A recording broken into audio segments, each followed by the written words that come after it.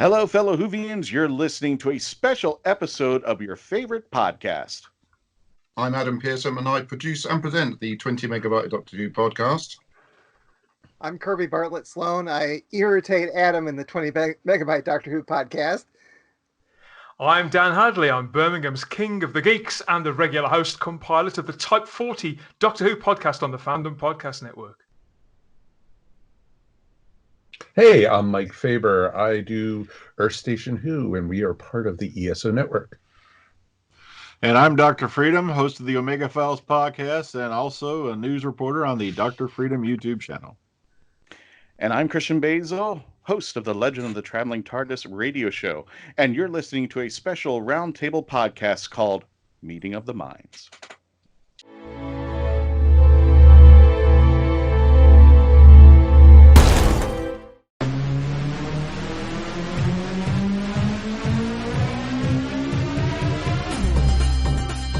My name is Christian Basel.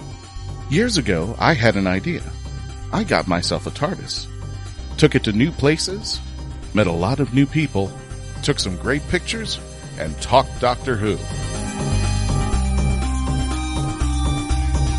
From Krypton Radio and the creators of the Hangin web show, this is the Legend of the Traveling TARDIS. Join me on my latest adventures and become part of the legend.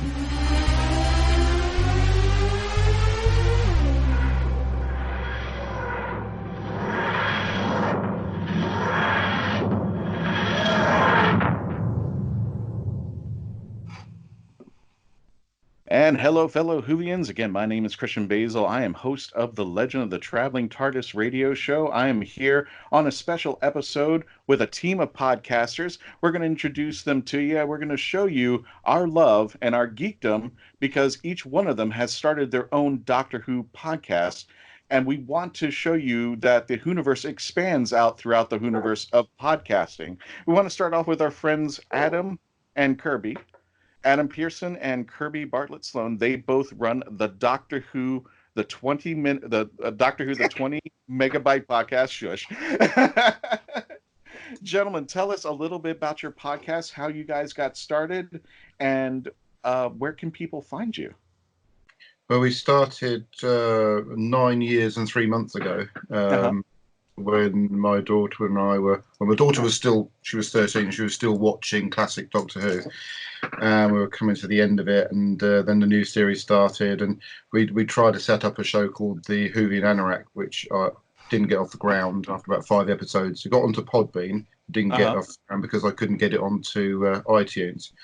And then I started listening to a lot of Doctor Who podcasts while I was doing night shifts, and sending in feedback, audio feedback and stuff. And it just got to the stage that I was putting all this effort into putting feedback into other Doctor Who podcasts. And, well, we just decided to have a bash at it. I did a pilot episode, which was basically to see if I could get it onto iTunes. It went on iTunes, and once it was on there, I knew, therefore, we could actually produce a show that could gain a listenership. My daughter at the time was just there to irritate me. I don't know if she meant to, but we managed to get almost 100 episodes together with her as one of the sidekicks. But I was always quite keen to get somebody on the show that was quite interested in the subject matter of the show. In a way, hopefully to just get Alicia on board to get more interested, but bit of competition for her. But unfortunately, she slips deeper and deeper into teenageness. Kirby won a competition to win some jelly babies, and he ended up staying on. My old presenter Ben. Is that what it takes to be on a radio? And we just started building a team together. Oh, my light's gone off. Alexa, run the light on. And yeah, then Mary sent in some feedback. She was very eloquent with her audio feedback, and she's got one of those great radio voices, in my view. And I was absolutely thrilled to bits to get her on the show, and she's still stuck around, God knows why, for all these years. And yeah, and the most recent acquisition was Debbie Melrose, who I was working with, and she she was at the till when she was going through the checkouts, and a text tone went off, and it was a Tardis. And I said, "Don't fancy coming on a podcast with me, do you?" Expecting to get a no, and she said yes, and she's been on ever since. So that's covering nearly 10 years of podcasting as quick as I can. But yeah, that's basically how we ended up where we are now. Yeah. So you've been doing this for 10 years. Wow, my goodness. 9 years. 9 years and 9 months. Kirby could tell you exactly how long to the second. Oh yes, I've got a database set up. I'm looking through it right now. Now, Kirby, did you win the contest or did you lose the contest because you ended up on the podcast? Well, I wrote in. Adam was asking for feedback, and then he had a contest for best feedback. I think I was the only entry, wasn't I? Quite possibly, yes. I think so. And so he sent me a packet of Jelly Babies. But I had actually heard about his podcast because I was listening to Staggering Stories. Uh-huh. And Reese Pardon, when he used to send in feedback. Yeah, he used to send in feedback to everyone, remember? He was waxing eloquent about Adam. And since Adam had his daughter was interested at the time in Doctor Who. I have 3 daughters, all of whom have been interested in Doctor Who one time or another. And so I thought, hey, this is great. It's a podcast where it's a father-daughter. And eventually Alicia dropped out of it. And I've actually gotten my daughters in for a couple of them. But I started well, Adam one morning I'm pretty sure it was 2011, Kirby. Yes, Adam one morning needed someone to call in, and I just called in on March 14th, 2011. Yes, it's right on my screen, right there. And I've been on ever since. Don't Wikipedia this. Don't get the answers online there. So, speaking of which, go ahead, Kirby. I'm sorry. Well, that's about it. And then we've had other people come in. We've had a couple of Australians occasionally. Yeah, Robert and Reese. I should really mention Robert and Reese because I've been on the show on and off for most of the time, especially Reese, who joined the show when he was 15. He's still going strong, dabbling in various social media broadcasts. He's got something going now, I believe. And we had Matthew Kressel for a little while. Oh, yeah, I forgot Matthew. How could I forget Matthew? Yeah, Comcast Cerberus, right? Yeah.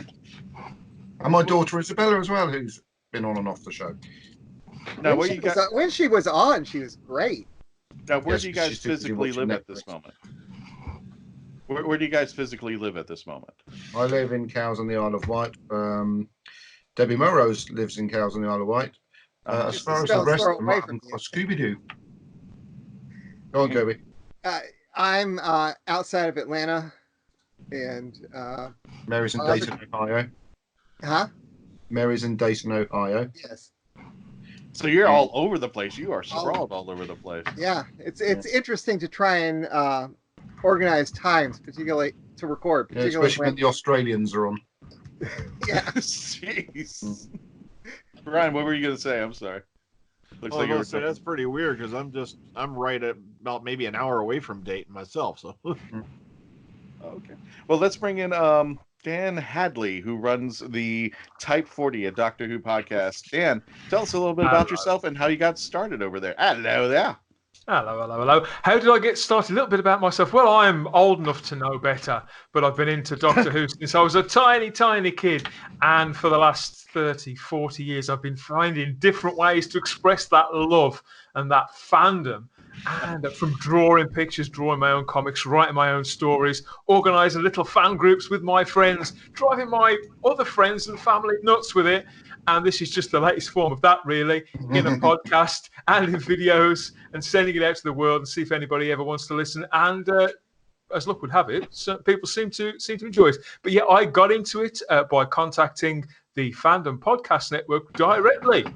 And they've been covering Doctor Who a little bit. You know, the Fandom Podcast Network put out all kinds of shows about Highlander and Star Wars and all manner of geeky fictional universes. And I heard them do a Doctor Who show.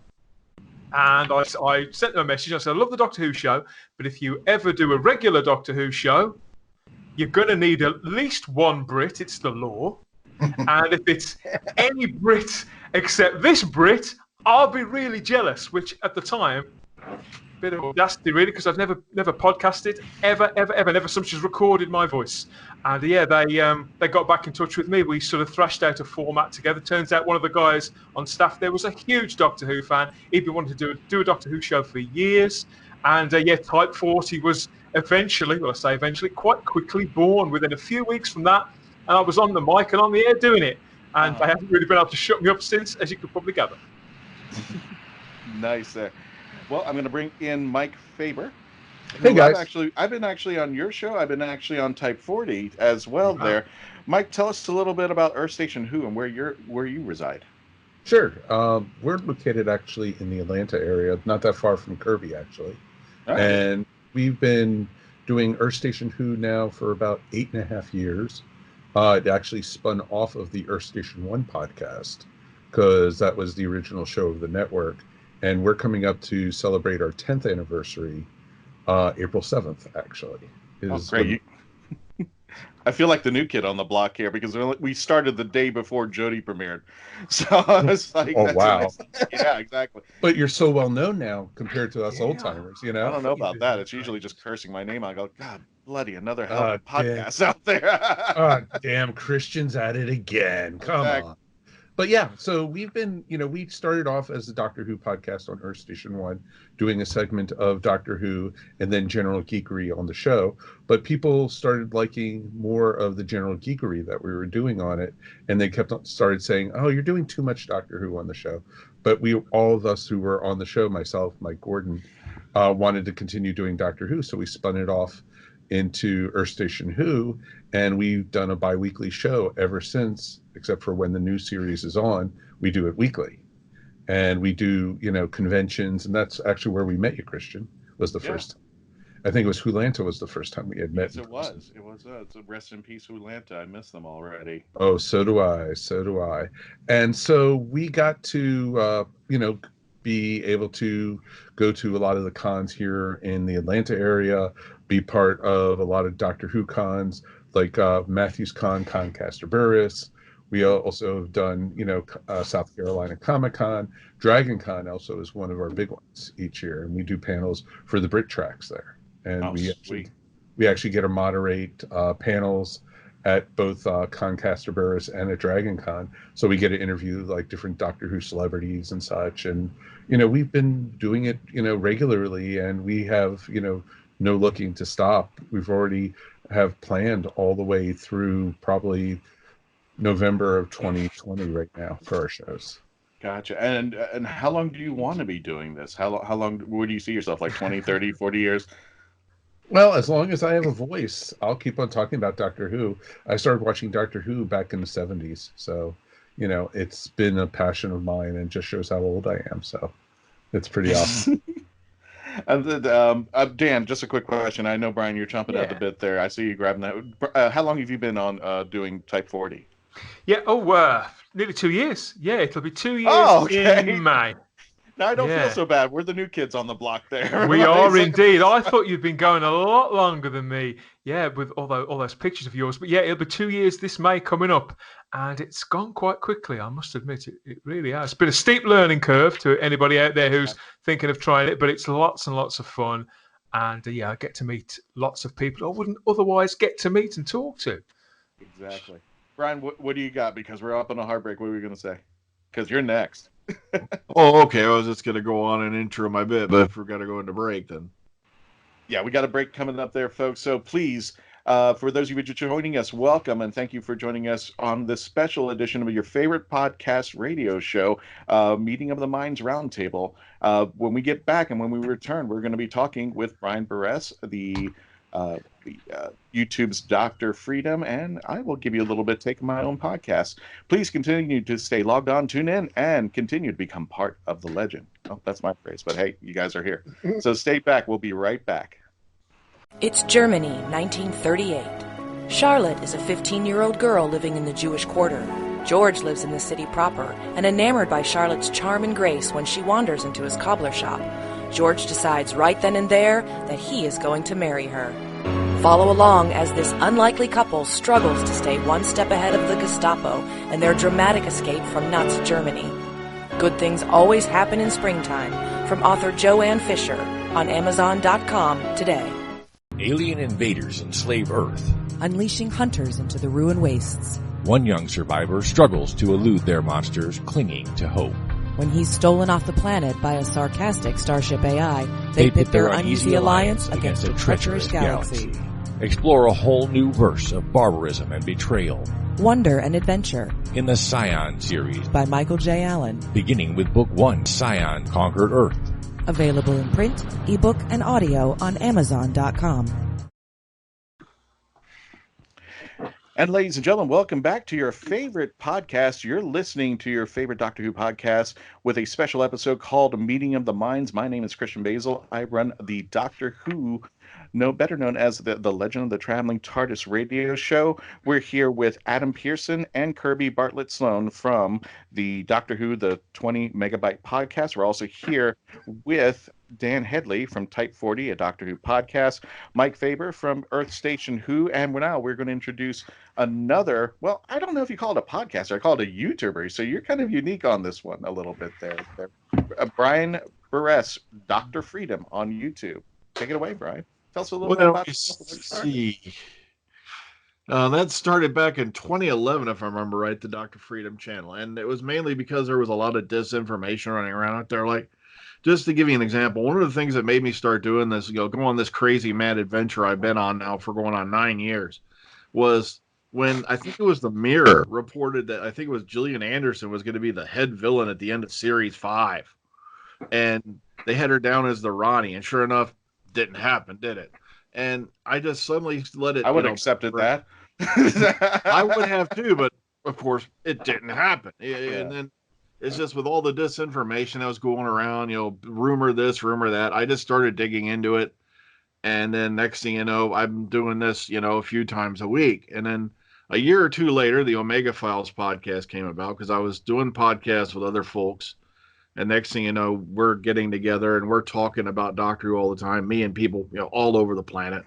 Then next thing you know, boom, we're just recording our own podcast. We used to do it like weekly, and now, we usually do it weekly during the time the show airs. But rest of the year, every now and then we'll get together and talk about something else that piques our interest. So we're still there. We're just not as often as we used to be, but the news channel, it's been going 9 years. I think the Omega Files podcast has been going about 7 now.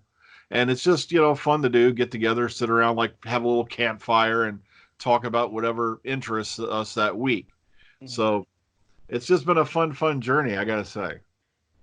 So what made you decide, instead of doing it, you do it on the YouTube channel, why didn't you do it on audio, or is this what you wanted?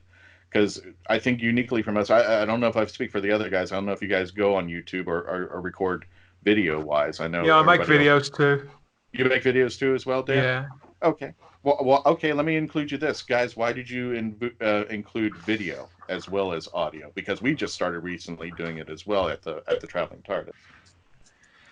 Video has been something that I've sort of drifted into, really. I just enjoyed making the podcast so much, and people started asking for more interaction with my Facebook group, because there's a big Type 40 Facebook group too that's really, really active and really, really friendly. So it seemed like a good way of speaking back to my friends and companions in there at first. And then people said, these little videos you're making, you should really put them on YouTube. And they went from being 5 minutes to 10 minutes to half an hour. Before I knew it, they were sort of evolving into 45-minute specials, such as the one where we lost Terrence Dix, and people were coming to me with ideas for videos too. So that's rolled out as well.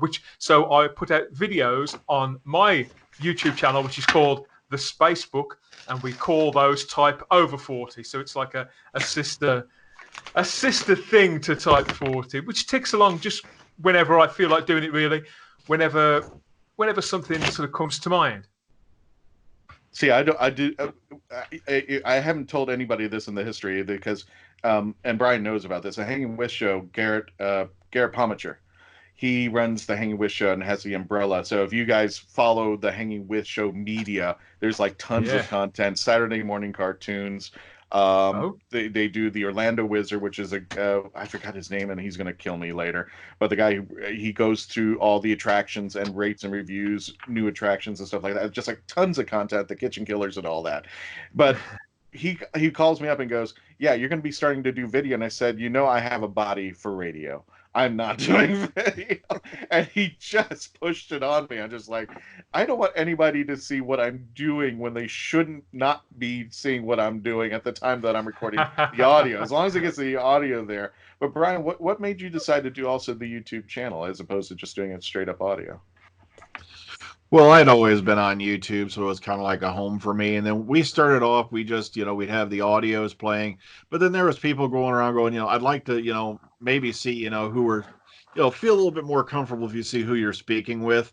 And also, every now and then we have a little bit of antics you'll hear on camera, on the sound, and people are wondering, what's going on there. So we just started recording in video a couple of years later, and then I just started putting it up on the YouTube channel with everything else, and people just seem to like it better that way. They can actually see who's speaking and get their point of view and all that. So I try to avoid it because sometimes when I recorded before we went to video, I literally would come out of the shower. And that's the last thing you want to see on video, going out there. Yeah, Mike shaking his head. No. No. I don't blame you, Mike. I don't want to see me in the buff. And it's like they're gonna think I'm what was that? The Absla from that Monster Love and Monsters episode. And again, like, who's he? And I guess isn't he the monster from from Love and Monsters? I was just like, no, please. I'm gonna get the video out there. We record on Facebook and put the Adam's end of it, and we leave those that out. Sounds a bit rude, actually, Kirby. Wow. Basically, I record my the pain on video while you can hear the audio of the others because I haven't quite got a fancy setup. So the show goes out live. We record as live. I finally got them trained to be able to do the show without having to edit too much because I really haven't got time to edit apart from putting the opening and closing titles. So obviously if someone swears I have to go back and remove it, but they're very well behaved most of the time. So yeah, we go out live and I'll just post a video on the Facebook group page and it stays on there if people want to watch it. We did use YouTube for a while because Facebook Live was really playing up. I think it had a limit of an hour or something ridiculous. And Kirby makes the show last a little bit longer than it should do, quite a lot. Kirby, you get that also too, Adam. He does that quite a bit for me too. And I really can't remember why we started doing that. You're right. Now, back in 2013, you did make a making of the 20 megabyte. Oh, the making of, yeah. Oh, God, dear, that was a long time ago. Yeah, I can't remember why I did that either. I think it's because you lot were so curious about the Isle of Wight and what 20 megabyte towers looks like. So, yeah, we just went out and did the video. That was quite funny, if I seem to remember, yeah. And the way we do it has completely changed since then. There's so many stories that we could tell you about behind the scenes in the history of the show, like when my wife got petulant and broke the laptop that we record the show on. So many things. Recording the show, I used to take my older daughter out to a stage school and sit and wait for her for 3 hours when me and Kirby used to record the show. I'd be in my car in the car park in Shanklin, and they used to Skype in over the mobile phone network, and we'd get the show done. Again, I'm looking back and how the blimmin' heck did we do that? But we did it. This is real guerrilla podcasting. It's settled down a bit since those days. It's been very much do it the same way. We had a celebrity clock at one point, didn't we? That clock's dead and in the bin, by the way, Kirby. Don't get too upset. And we've had dogs on, my dogs mainly. We've done it in so many weird and strange ways just to get a show out. So, one thing, though, that we are doing right now, now that the regular show is off again, is we've been going through from doing the journey from the beginning. It's the first time I've ever watched every single episode, even the reconstruction. So it's a proper journey for me. So we are getting in great. 2 weeks. We'll be discussing Arc of Infinity. So we're in Fifth Doctor right now. How many episodes are you clocking up a week, gents? How many episodes of Doctor Who are you watching in the average week? One. Just the one. You don't go mental, do you? One's too much. Yeah, but we are up to 439 episodes of the 20 Megabyte Doctor Who podcast. So. I was supposed to bring that. That's pretty impressive. I got busy. Wow. 439 should go out tomorrow if I can get my finger out. Do you recall those in blocks? I mean, how long is the average show that you're cranking out? Ideally 30 minutes. Actually, between 1.5 hours and 2 hours. Yeah, they tend to be 2 hours. Adam, I remember most when recent you one's guys been an hour and a half because we haven't had the quiz. I remember when you guys used to do the shows, tried to do it under 20 megabytes. That's where you got the name. Right. Yeah, when we started out, the limit of data streaming in regards to downloading files on the go on your iPhone was 20 megabytes. So that's the idea was to keep the show, but with Alicia, it was a nightmare trying to keep it down to 20 megabytes. And also the bit rates are all different then and everything. Now actually we can squeeze an hour show into 20 megabytes now because I now use Adobe Audition, which has got an amazing podcasting output thing on it. I don't know how it works, but it is really, really good for producing podcasts. So you get the quality stays up, but the file size stays down. Is that what they call a USP? Something like that. Well, you mean the 20 megabyte? Yeah. And I didn't envisage them pushing the number up, and they did it quite quickly after we started. Actually, they did that on purpose just to annoy you. Yeah, they did. Yeah, and also I found many years later, John Davey told me that actually shouldn't be called the 20 megabyte Doctor Who podcast. It should be called the 20 megabit Doctor Who podcast. But that's a finer detail. That's pretty change awesome. All the lettering. It's going to cost a lot to change everything, all the headings and all that stuff. Oh, yeah, all the episodes that you had out there. We had to do that with our original podcast, change the name of it because Earth Station 1, EARTH, was already taken. So we had to shorten it, and that's where we got ESO from. And then once it became available, we had to then redo everything. And then recently we split all our podcasts into their own URLs, so that even made it even worse. Yeah. And then having to import those onto other servers. Because I had to change it to from the 20 megabyte Doctor Who podcast to Doctor Who, the 20 megabyte podcast, in relation to search engines and searching on iTunes. But so it's not our actual name. The actual name, as Kirby will always point out, is the 20 megabyte Doctor Who podcast. Yes. I had such an easy ride compared to this. Just walk into a network. They knew how to do it. They set it all up. They'd done it time and time again. I don't have any of this worry. Feel very smug. Oh my god! I actually had to change my Facebook page because people, when they're looking for Doctor Who podcast, what are they typing? Doctor Who podcast.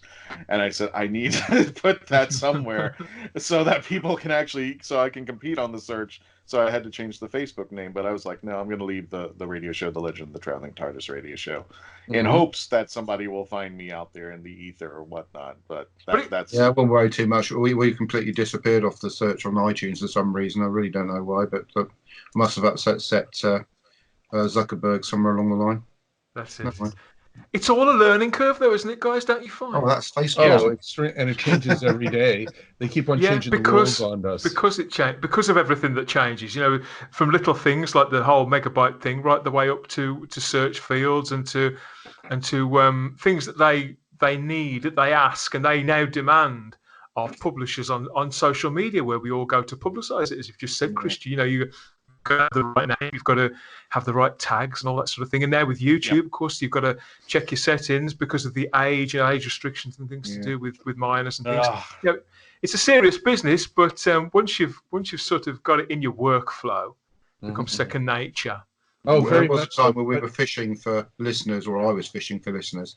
I'm well past the fishing for listeners thing. We have a following and a fan base now, which are very loyal and stick with the show, and that's what I do the show for. It's for them that have been there from the mad people have been there from day one. In fact, the ones that join on then realise they've got 338 episodes to catch up on. Which, Well, we're actually at a hard break right now. When we return, we're going to bring in Dr. Freedom himself, Brian Burress. He's going to go over the news of the week, and you're going to get a different take from everybody on the panel. When we return, please continue to stay logged on, tune in, and remember, always become part of the legend. Now on Amazon.com, iCoin from author Jeremy Mosby. It's an alternate reality, and the leader of the planet iCoin is none other than Benjamin Franklin.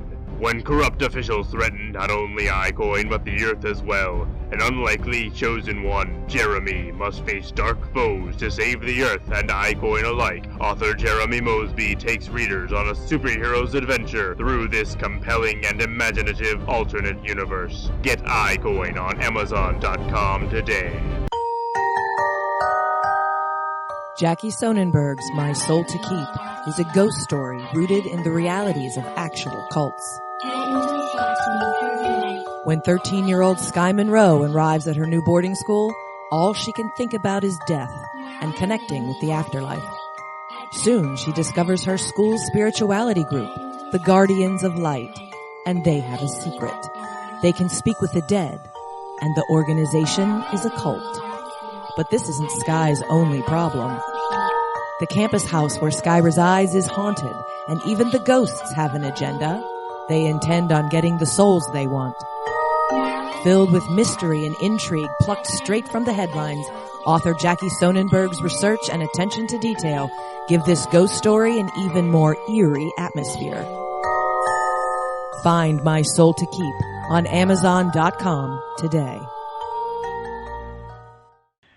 And ladies and gentlemen, fellow Whovians, welcome back. You're listening to your favorite podcast. At this moment, we are doing a special episode called Meeting of the Minds. My name is Christian Basel. I'm the host of the Legend of the Traveling Tardis radio show. We have with us Adam Pearson and Kirby Bartlett-Sloan from Doctor Who, the 20 megabit, or whatever you want to call it these days, podcast. We also have Dan Hadley from Type 40, a Doctor Who podcast, and Mike Faber from Earth Station Who, and right now introducing the man himself, Dr. Freedom, as we normally do on the Legend of the Traveling TARDIS. If you haven't listened to our show, we do something called the Who Knew News. We do the news of the week, and your favorite podcaster may or have a little bit of a take on what the news is.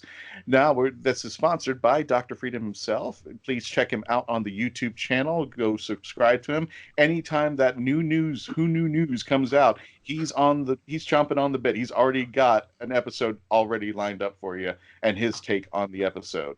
So, Dr. Freedom, take it away. Here we go.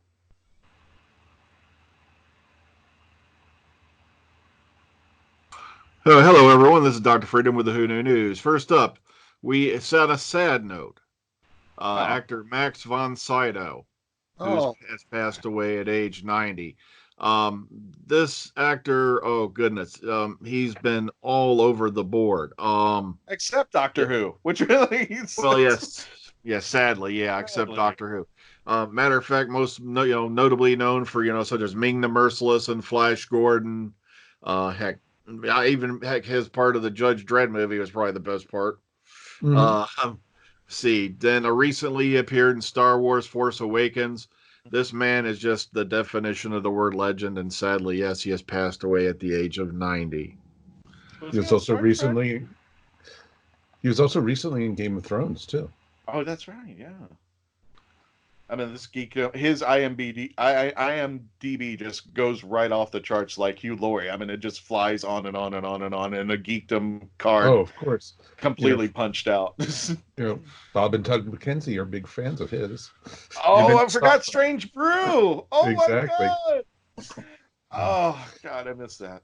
Yeah, he was in Strange Brew. That dates me and tells you about my geekdom.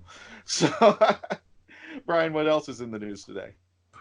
Okay, Jodie Whittaker reflects on an emotional Doctor Who read-through with Joe Martin. Now, in an interview with the Sydney Morning Herald, she related her experience of her first Fugitive of the Jadoon script read-through with Joe Martin, saying, quote, "It was bigger than just another character, and I don't think Joe would mind me saying, but the read-through was really emotional, not in the sense of crying, just in the sense that the two of us, when we sat next to each other and said our names and who we play, it's an incredible thing to share, end quote.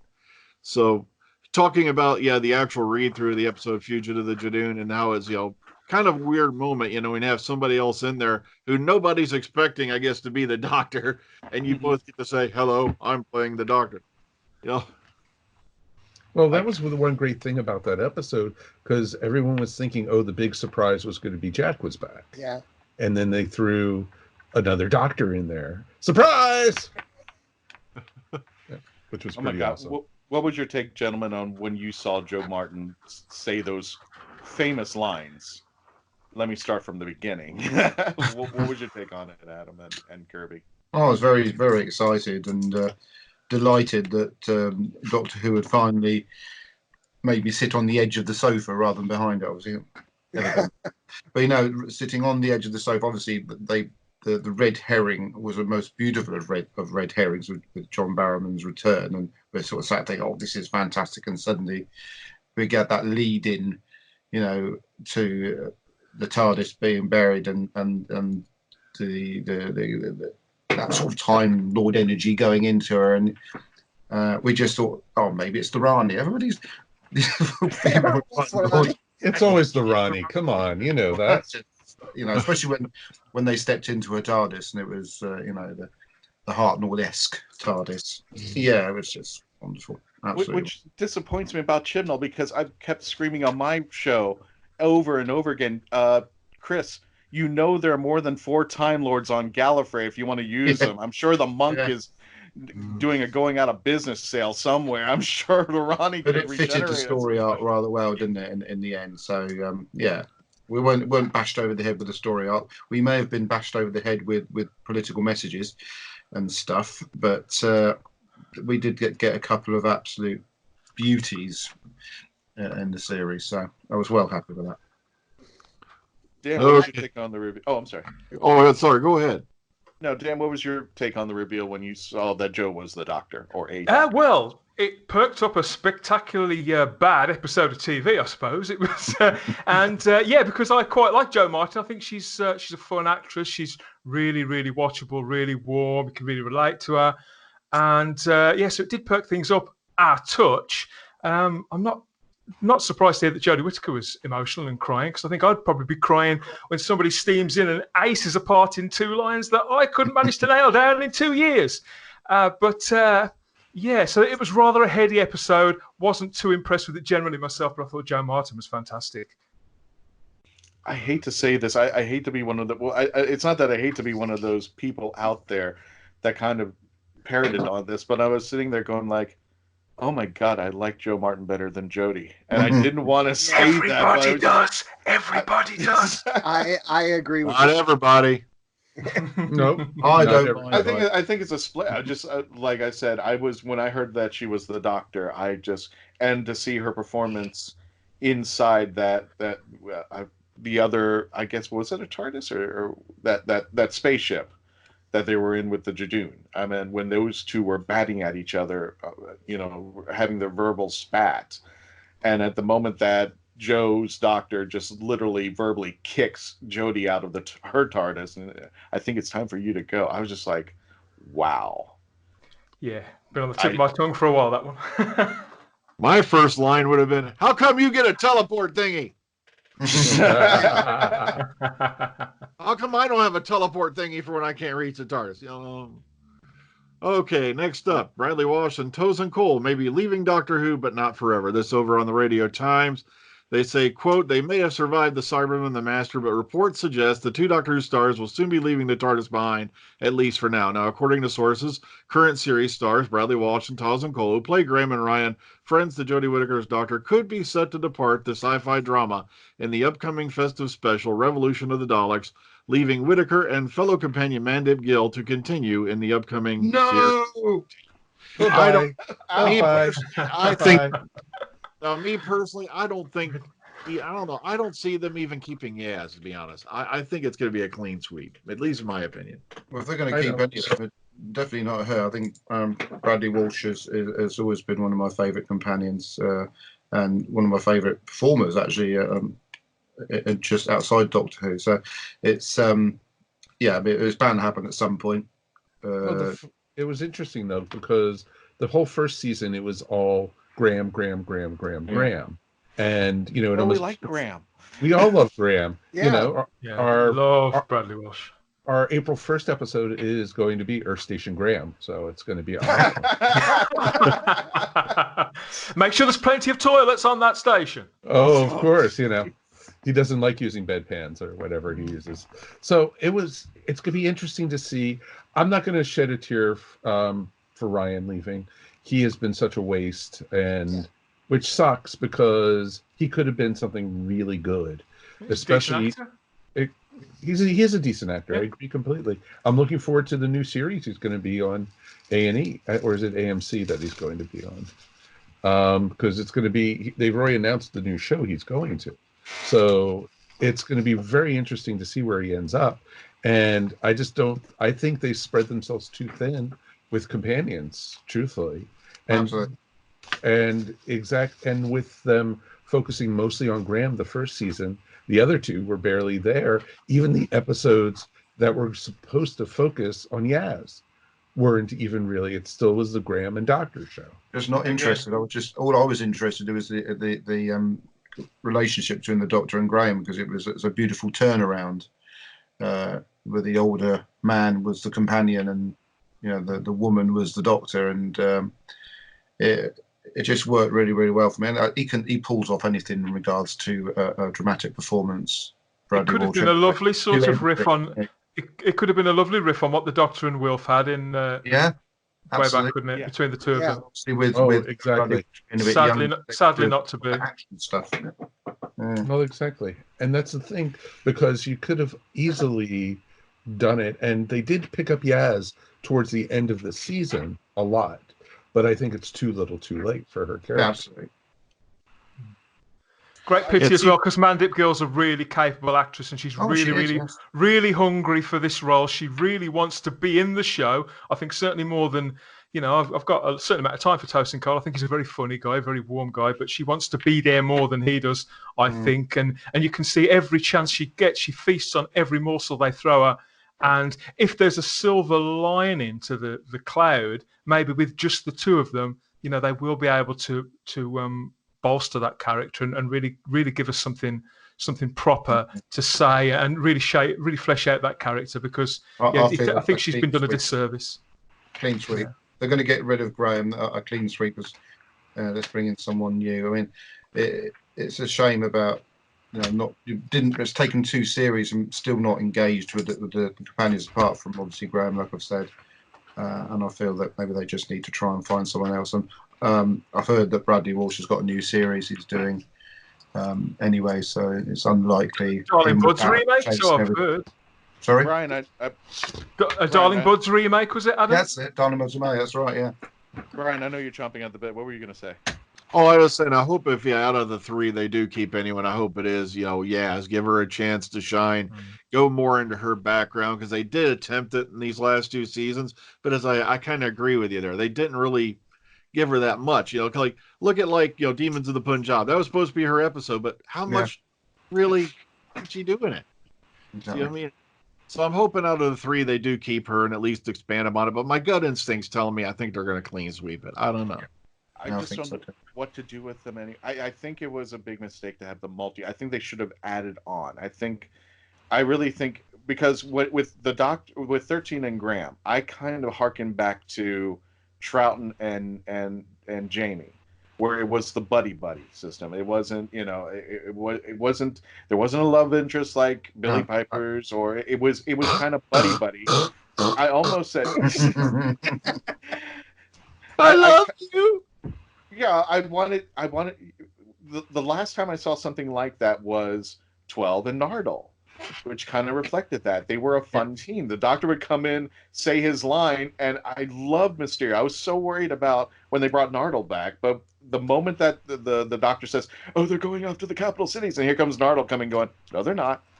I'm like, I was like, wow, okay, this is where it should have been, and I thought that Graham was going to implement that with 13, but I think if those were the 2, so that the audience could focus more on Jodie's Doctor, having the multi companion thing, I think it kind of took it out of whack. And then we have now to focus on everybody, but I think everybody wanted to focus on 13 and kind of get a feel of how her doctor is. And then later on, maybe this season that just passed, we could have added more companions when people were comfortable with what was going on with Jodie. Exactly. You can't build 4 characters. You can't build 4 regulars over that period of time. Somebody, one of my co-hosts pointed this out. I won't claim this one, but you're introducing and building right away in a reduced episode count all these characters all at once, and all the interplays between them. And in the end, it seems like they've all just given up, including the showrunner, and they bench the companions every chance they get. It's a tremendous shame when those actors have got good chemistry between them. When you see them at conventions, you see them being interviewed, when they do promo on radio and things, they've got good chemistry between them. But yet again, it's all been mishandled, in my view. And you can't even see it on the show. Go back to the Matt Smith and Arthur Darvill combination. There was a potential there to have a good, relationship between the Doctor and if you ditched Amy, I really did like that dynamic between Arthur Darvill and Matt Smith. But that was gentlemen, hang Mark. We're going to go on. We're just going to go on a quick break. We're going to pick you up right there. When we return, we're going to be talking more, and this will be the final. This will be the final part of the show that you're listening to on your favorite radio podcast or radio show podcast. So please continue to listen up, stay tuned in, and continue to become part of the legend. Deborah Parmley's Jenna's Christmas Wish. Santa, if there's one thing I want for Christmas more than anything, it's someone to spend Christmas with. Someone who really wants me to be there. Head to the mountains of East Tennessee with romance author Jenna Hart for a Christmas writer's workshop. Since her mother passed after a long illness, Jenna has had one wish. She doesn't want to spend Christmas alone. Meeting Niccolo Maldini, cover model and actor, could make more than Jenna's Christmas wish come true. Unless Ember, Niccolo's ex-girlfriend, does something crazy to stop them from being together. It's a mountain Christmas romance you won't want to miss in Deborah Parmley's Jenna's Christmas Wish. Now on Amazon.com.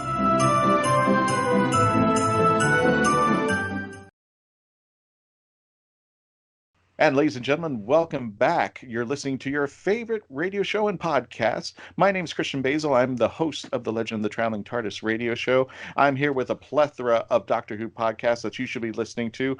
Of course, we've got Adam Pearson and Kirby Bartlett-Sloan from the Doctor Who, the 20 MegaByte Podcast. We also have Brian Burress from Dr. Freedom on the YouTube channel. We have Mike Faber from Earth Station Who, and we have Dan Hadley from Type 40, a Doctor Who podcast.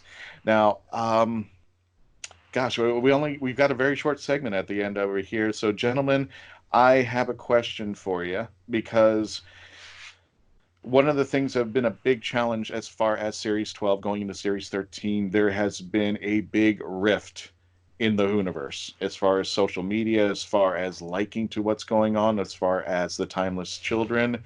There has been a big, huge rift.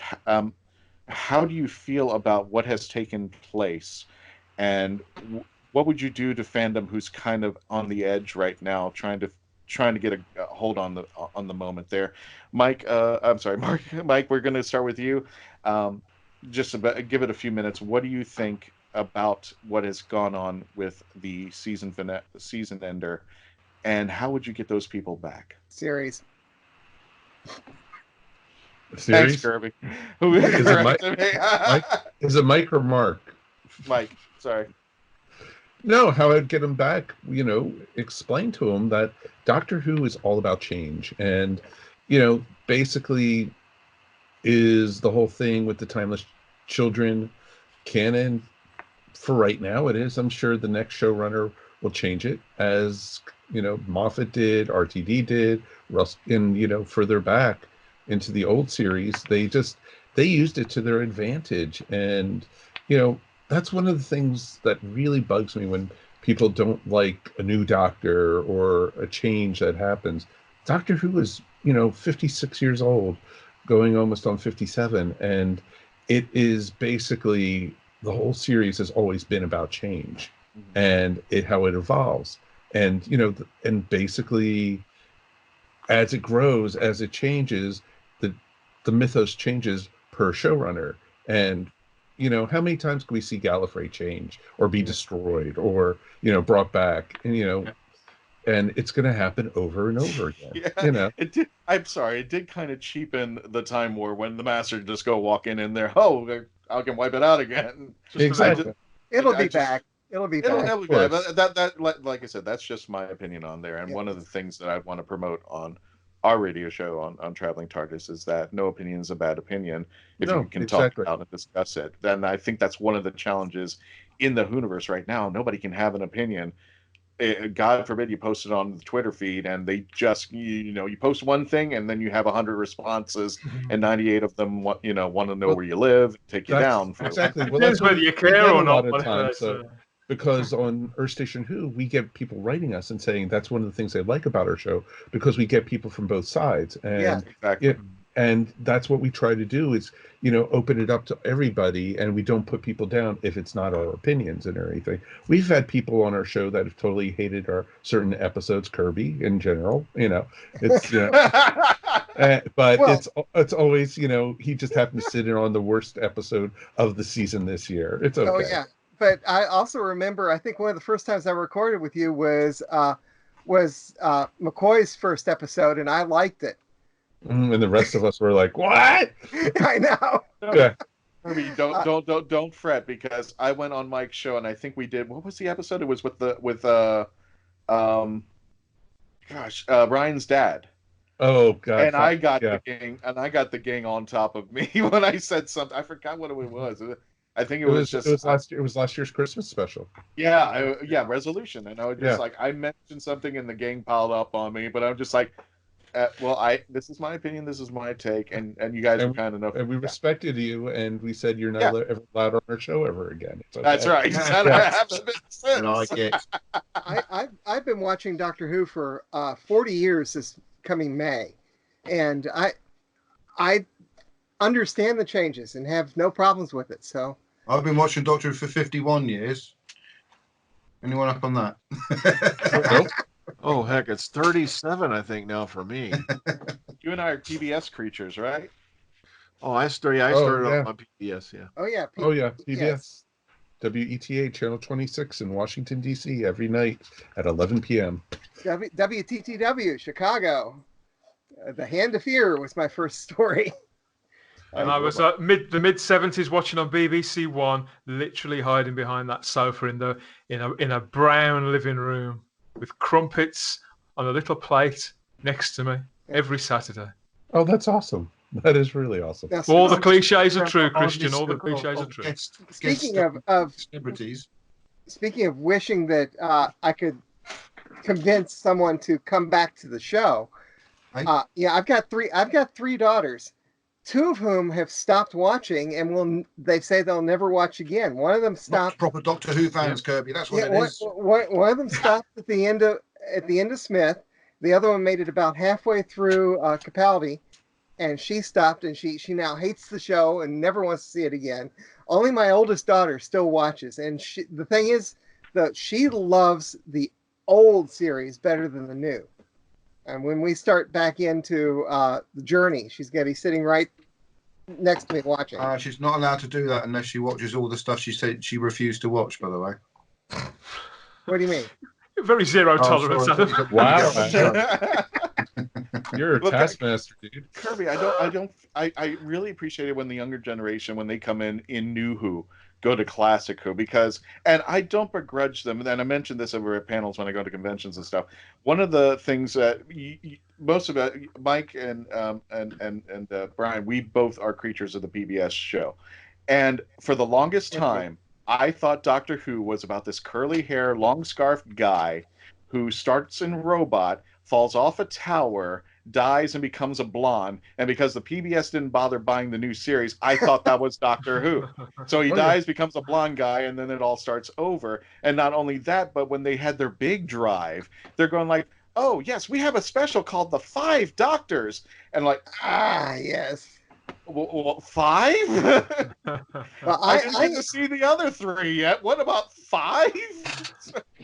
I introduced all of my daughters to Classic Who at first. Uh-huh.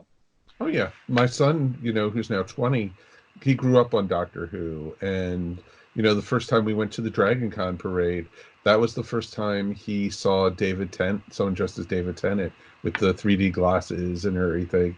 And I had friends of mine at the time, because Doctor Who at the time wasn't even shown here in the United States yet with the new series. I had friends in Seattle who got the Canadian broadcast system, and they were showing it there, and they were putting it onto DVD for me and sending it, which is pretty darn awesome. And that's how I showed him Doctor Who the first time. You think you're confused? I started watching when my first episode was the Sontaran experiment. There wasn't even a TARDIS.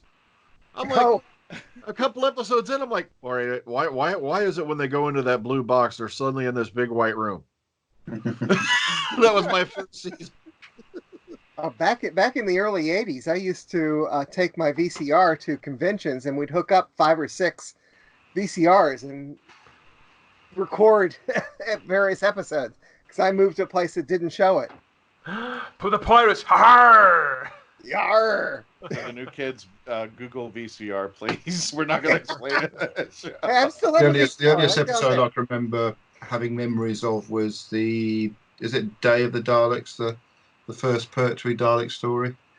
That I don't remember watching it in total, but I remember being in the playground at primary school pretending to be a Dalek. So I must have seen it, but I can't actually remember watching anything before that. But I know my mum told me I was always watching Troughton, and when the 3 Doctors came on, I recognised Troughton's Doctor, so that must have been why I recognised him, I guess. But yeah. Brian, you have the final say, because we got to wrap up. We've been having such a good time. Haven't been keeping up with the time. Go ahead, sir. I want to say is this: Doctor Who is constantly changing. It never stays the same. It hasn't in over going on 57 years. So if you don't like what's going on right now, just hang in there a while. Chances are it's going to be something different within the next year or two. Yeah, literally the only thing that ever stays the same really with Doctor Who is the outside of the TARDIS. Oh, well, that changed one point. Yeah, I know. 6th Doctor. You tried. We're not talking about that. We don't talk about that. the dimensions change. The color blue changes, so it changes. It's a science fiction fantasy TV show. Yeah, don't take it so seriously. Really? Well, gentlemen, we are wrapping up the Meetings of the Minds episode over here. Starting with Adam and Kirby, where can people find you? The 20 Megabyte Podcast. The old-fashioned way would be by going to 20MB Doctor Who Podcast at .podbean.com, or you can find it if you're lucky if you do a search for the 20 Megabyte Doctor Who Podcast on iTunes, or just Google it. You're bound to find it on Google. Oh yeah. Mm. And we're also on Facebook is our main way that we communicate with people. Yes, join the Facebook group, which you can join. We've got 500 members. Make it 501. Sweet. Or 3 if you lot join. There you go. Dan, where can people find Type 40, a Doctor Who podcast? Oh, well, we're putting out episodes most weeks, whether the series is off or on, and you can find us on iHeartRadio, Stitcher, Google Play, the Podbean app, Spotify. That's my favourite, Spotify, as I always tell everybody. So yeah, you can. I'll be back probably by the time this has dropped with another 2 or 3 episodes. By then, I don't know. We record and we record and we record and we see where they fall. But yeah, thanks for listening, everybody, and yeah, catch Type 40, a Doctor Who podcast on the Fandom Podcast Network. Mike, where can people find Earth Station Who? Earth Station Who can be found on your favorite media player, Apple, Google, Stitcher, Spotify. We're still waiting to get back feedback from iHeartRadio, but we should be up there in the next week or 2. And we're also the best on that. Oh, all our other ones have gotten picked up that way. But we're also, our Earth Station Who, you'll be the first ones to know it, is going to be switching to its own website within the next 3 weeks. Sweet. So we'll have its own website. Right now, you can go to earthstationwho.com. It just takes you to the ESO Network webpage. And we have an archive up there of our shows going back all the way to episode 1. So you have a good 250 episodes to listen to of Doctor Who love. So it's pretty cool. And like the 20 megabyte folks, our main way to keep in contact is Facebook. So that's our best way. We post Doctor Who news, we post just discussions. It's pretty awesome up there. We got about 750 people up there. Oh. And Brian, where can they find Dr. Freedom? Oh, look me up on YouTube, the Dr. Freedom channel. That's also the home of the Omega Files podcast. We're also on Facebook. If you want to pop in there, look for the latest news. There's the Dr. Freedom Facebook page. Also at Dr. Freedom 1 on Twitter. And folks, if you can check The Legend of the Traveling TARDIS, we are going to be having, by the time that this recording goes out, we're going to be having our official webpage as well, thelegendofthetravelingtardis.com. Yep, we are a part of the iHeart family, Podbean, wherever you listen practically to your favorite podcast and radio show, and encryptonradio.com. You'll find us there. Download this episodes, as well as on the YouTube channel, where you can see all this blokes. Subscribe to the HWWS media channel for all of wonderful content that you can just hours and hours of great content there. Gentlemen, thank you so much for joining us on this special edition of your Roundtable. Folks, you're listening to your favorite podcast, and please keep listening and check out all the other podcasts that have come up here and been part of this Roundtable. And as always, we say on the Legend of the Traveling TARDIS radio show, please continue to stay logged on, tune in, and continue to become part of this legend.